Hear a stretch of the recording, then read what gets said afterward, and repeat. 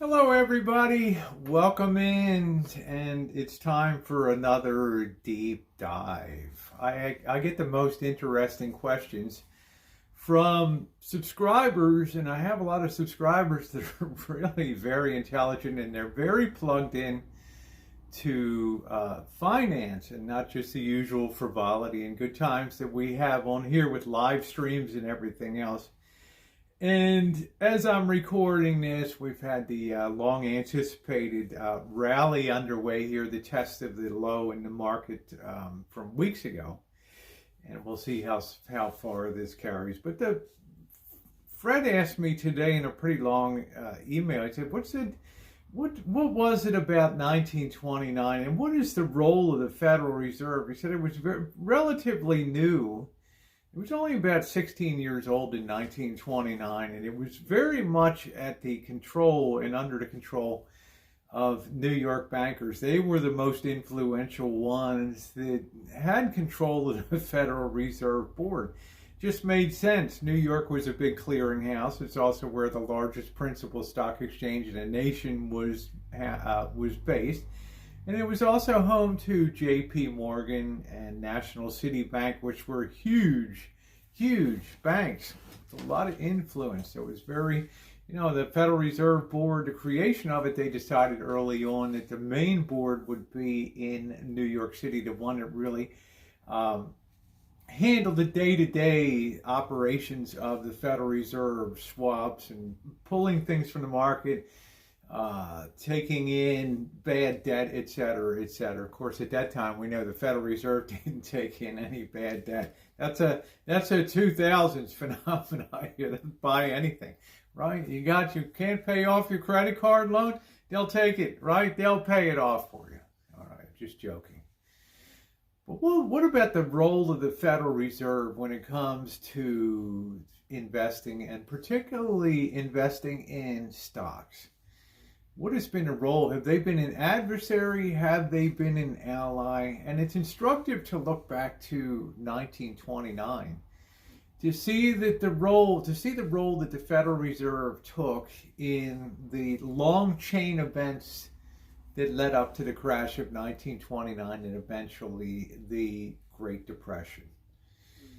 It's still argued today. Former Fed Chairman Ben Bernanke did an extensive treatise on the crash of 1929, but I think he missed a lot of the mark on things, and I think he was just plain wrong about things. And I'm entitled to have my opinion. Okay, you're smart, right? You're Federal Reserve Chairman, professor, but we can have differences of opinion.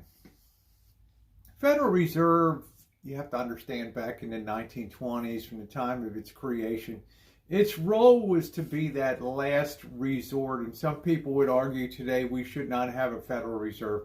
But I think that we need some entity when everybody else closes their purses and says, no, we're not going to make that loan because we're too scared tomorrow that we might go into the gates of hell and oblivion and we're all wiped out. So sorry, we're not going to do it.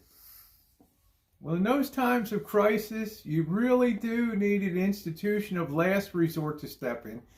If you believe otherwise, tell me what the alternative is. Tell me that the Bank of America's, the J.P. Morgan Chases, the Citibanks, the Wells Fargos are going to be perfectly willing to jump into the breach when that hits the fan. We know how that works. Ain't never going to happen. Why? Because they're business people first and foremost.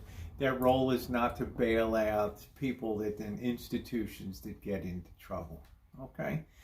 So, be that as it may, though, as we look back to 1929, it's a very seminal year in the history of the United States. It's not only did it mark the end of the jazz boom and the jazz age and a really era of really good times for most people, but not everybody.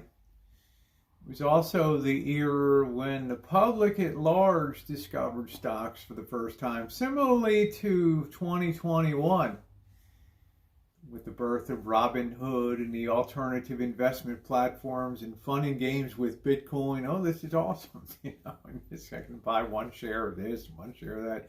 And we have the Reddit social media board. I'm an influencer, right? I can move stocks. Let's get into Doji and the other Bitcoins. Let's have some fun. Let's ramp it up. Rampant speculation, just like in 1929. Lots of little people pouring into the market with their Robinhood accounts. The millennials, the generation, all discovered the wonder of the stock market and the one-way trip that it had. Up, up, up. The same thing was going on in 1929 as John and Jane Public started to discover the stock market. It also seemed to be a one-way trip at that time. But as things were going up and accelerating in 1929, especially early 1929, Herbert Hoover was new as president of the United States. He only came into office in March of 1929, okay? I mean, look at it this way. Nowadays, you take office in January. Back then, it was a long wait from Election Day in early November, December, January, February, March. It was a long time until you took office.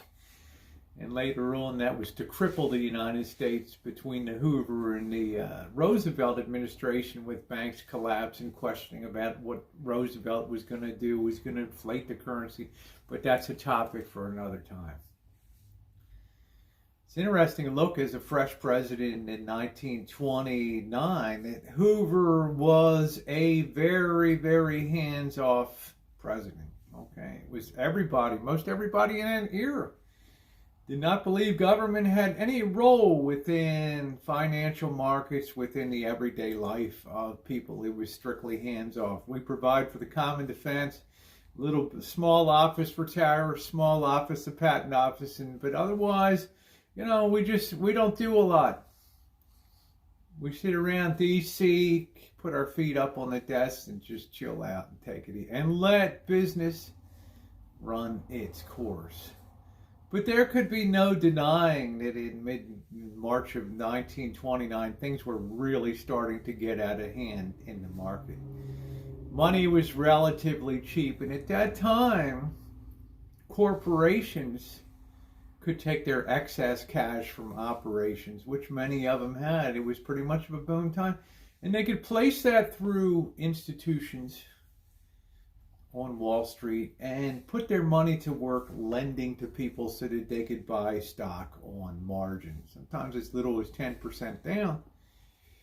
If you had $10,000 worth of stock, you only had to put $1,000 down, 10% margin to control it. I put that in quotation marks.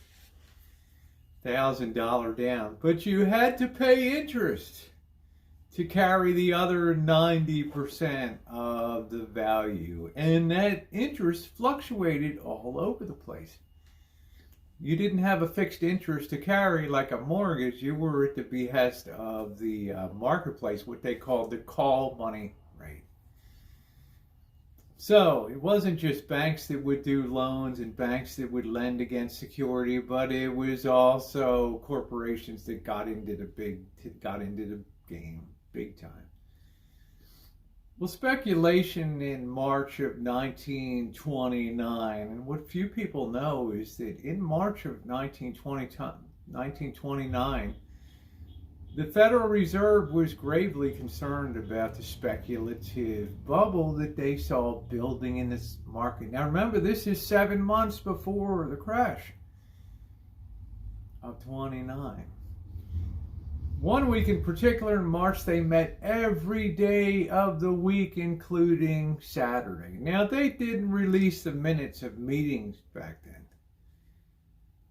But the big cats on Wall Street kind of knew through the jungle telegraph of their buddies on the Federal Reserve Board. And some of the bankers themselves sat on that board. Charles Mitchell of the National City Bank, to name one of the most famous, infamous ones, whichever way you consider them in history. Talk about inside information. It's unbelievable. Right? The Wall Street banker or New York banker would sit on that board, get privy to all that information. Well, the word gradually got out to the stock market players there that the Fed ain't playing around, and it looks like they might take steps or say something to pinch the bubble. Throw a cold bucket of water onto the market, which they never did.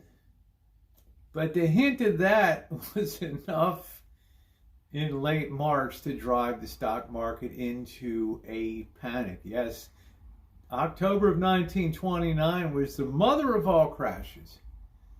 But in March of 1929, a full 7 months before the big boy, there were some rough times. Stocks were hitting air pockets, the smart money was pulling out, and people were getting hurt. They were getting margin calls that the stock that they controlled, they needed to put up more cash to maintain the value of what they bought originally. Ooh, I got to borrow more money to protect my position. Because that's the contract I signed for. I'm pledged to maintain a certain value of borrowing to hold my position, or else they're going to sell me out. Well, some people got sold out. Throw it on the fire. You're gone. You're gone. You're gone. You're gone. All because even though the Federal Reserve didn't do anything, just the hint of the Federal Reserve meeting every day and then on a Saturday, unprecedented, had people think this is going to go kind of rough. And then there was a Senator Carter Glass who later had the Glass-Steagall banking bill that was finally overturned in the 1990s or whatever. We may regret that, allowing banks back into the securities business. But at that time, he put out the warning, too, that stuff's getting out of hand here. Okay. In that period of time, because the risk was rising, people perceived it was risky, things were going down the tubes. Panic was starting to set in. Well, call money, that money that corporations put in and other banks put into the market, people started pulling back their money. This looks a little shaky. Believe it or not, from about 4, 5, 6% interest rates on those loans to carry stocks shot up to 20%. I tell you, 20% interest rates, it's going to wreak havoc on investors, and it was wreaking havoc at that time. People put out some warnings about the bubble that was building. There was one guy, Charles Mitchell, the chairman of the National City Bank of New York, who sat on that Federal Reserve Board, saw the events that were unfolding, and realized, as usual, that the weak spot, the kryptonite of stocks, is rising interest rates. I thought, this is going to be a killer. If we sustain these rates, we're just going to kill economic activity. We're going to have a depression. Now, the Federal Reserve could not have been happy with what came next. He comes out in late March at the height of the panic and the selling and says, you know what? The National City Bank stands to prepare to put X millions of dollars into the call money market to lower the boiling point and lower interest rates. Well, it worked the magic. Market turned around, and we know that it exploded over the spring and summer of 1929, leading up to the grand crash of October 24th to October 29th of 1929. The Federal Reserve was kind of chastened at that time. They were, no, you boys don't run the show. No. You can give lip service to the speculative buffer, and believe me, Herbert Hoover was mighty worried about the speculation in the stock market. He was not an idiot. He was a wealthy man who had huge investments himself in mining and experience in the Americas with mining in South America, Central America. He was a smart guy. He knew speculative bubbles when he saw them. But he also knew it wasn't the government's job to be involved in regulating business. That was the free market. The Federal Reserve received the slap on the hand, and Charles Mitchell put the money into the market, and the Fed just kind of withdrew from the scene. What conclusion could people draw? Well, the Fed's cool with what's going on, and it's game on. Let's go. Let's ramp it up to the next level. Okay. It wasn't until later, getting into autumn, that the Federal Reserve began to raise interest rates. And we know the result at that time. The market had already weakened. It was a speculative bubble, and it was to kick off the start of the Great Depression. Very interesting today, because a lot of people have kind of telegraphed warnings to the Federal Reserve that, oh, we better be careful about raising interest rates. I don't know if Jerome Powell, the current chairman of the Federal Reserve, is a student of market history. I'm not sure. He seems like the nice grandpa that you would like to invite over for Thanksgiving and carve the turkey. Really nice guy. Good guy to hang out with. But the point is, in a situation like we have now, with exploding commodity prices and weak equities, is the Federal Reserve going to sway from its mission of rising interest rates, which they said that they would do soon? Start to raise interest rates. Will they do it? Or are they spooked by the politics and the realities of big finance? Some are so eager to get those rates rising on that board, and other ones are just quietly sitting back, worried about events. It'll truly be interesting in 2022 if the Fed decides not to put up interest rates. And we do have the stimulative activity of exploded commodity prices that's going to get a lot of people stimulating a lot of economic activity to take advantage of the prices that are out there now. Could the Federal Reserve's fear of raising interest rates trigger off one final big speculative blow-off orgy of speculation? Or is it already game over? It's going to be interesting to see. The Federal Reserve and investing, hey, they get fearful too. I hope you derived a little enjoyment from this foray into economic history as it relates to investing. Human nature never changes. It's why we always repeat mistakes that we make in the past. People get greedy, people get fearful, and bad decisions are made. Your thumbs up are appreciated, and if you're not sub to the channel, I have found out recently that people are really enjoying these little vignettes. So if you think you've derived some enjoyment, please sub up, hit the bell for all notifications, give me a thumbs up. And we also discuss some of the realities of the world at large and society, and what happens in society when things hit the fan too. So if you have family, friends that you think can benefit from a little bit of frank discussion, I encourage you to share the video. Thanks, everybody.